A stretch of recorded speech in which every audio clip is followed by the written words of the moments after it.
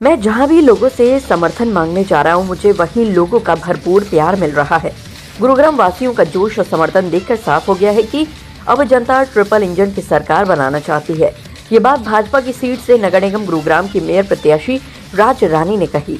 वह आज वार्ड 15 और वार्ड 18 में आयोजित जनसभा को संबोधित कर रही थी। उन्होंने वार्ड 18 में आयोजित जनसभा को संबोधित करते हुए कहा कि कांग्रेस का वजूद धीरे धीरे समाप्त होते जा रहा है। यही कारण है कि दिल्ली में हुए चुनाव में कांग्रेस अपना खाता नहीं खोल पाई है।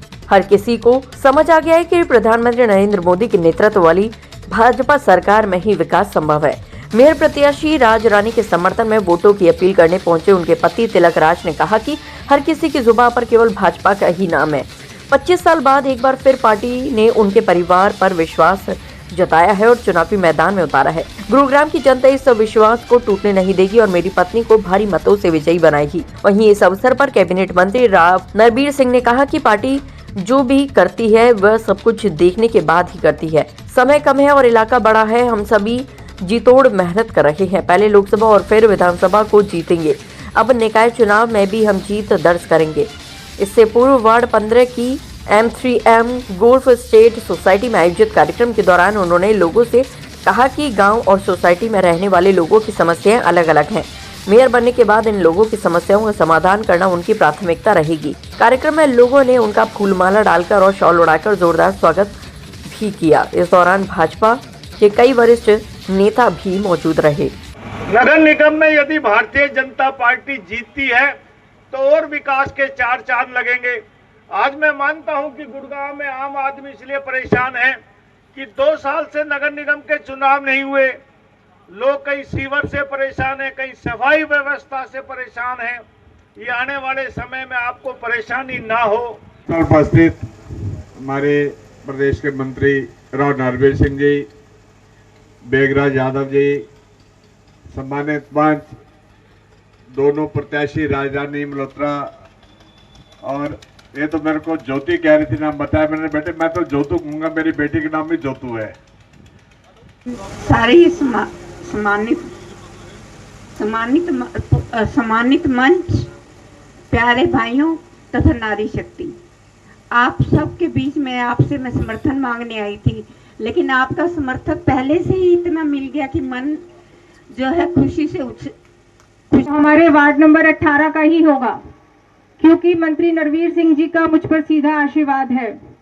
इसीलिए आप सब बीजेपी को वोट देकर वार्ड नंबर 18 को तीव्र गति से विकसित बनाएं। धन्यवाद। देखो, ये तो मैं दावे के साथ कह सकता हूं कि गुड़गांव नगर निगम में कमल का फूल खिलेगा और भारी बहुमत से खिलेगा, क्योंकि पिछले 4 महीने पहले विधानसभा का चुनाव हुआ, उससे 8-10 महीने पहले, 5-6 महीना पहले, उससे पहले लोकसभा का चुनाव हुआ। ये 2 हलके हैं, गुड़गांव और बादशाहपुर, और कुछ सोना हलके का नगर निगम में आता है। सारी सीटें हमने भारतीय जनता पार्टी ने चारों विधायक जीत के आए।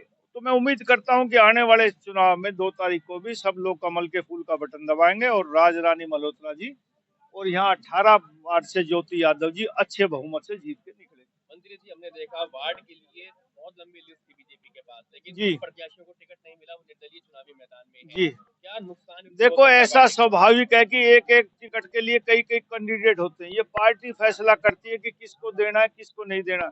कोई किसी का समर्थक होता, पार्टी में कई वो होते हैं, लेकिन जिनको पार्टी ने टिकट दिया है, हमारा ये दायित्व बनता है, जो भारतीय जनता पार्टी के पदाधिकारी हैं या भारतीय जनता पार्टी का विचारधारा से संबंध रखते हैं, उन सब लोगों को कमल के फूल के निशान पर मोहर लगानी चाहिए, बटन दबाना चाहिए और भारतीय जनता पार्टी को जिताना चाहिए। और मुझे उम्मीद है कि जो लोग गए हैं वो भी आ जाएंगे। अभी समय है, अभी कई बार लोग नॉमिनेशन वापस नहीं कर सकते, समय के अनुसार बैठ जाते हैं। तो मैं कोशिश करूंगा, कुछ उम्मीदवार कई जगह ऐसे हैं जो हमारे ही दल के थे, लेकिन वो इच्छा होती है उनमें से कुछ अब भी मानने के तैयार है, और मैं उम्मीद करता हूँ कि 2 तारीख से पहले वो बैठेंगे। भीतरघात का खतरा तो नहीं है बीजेपी को?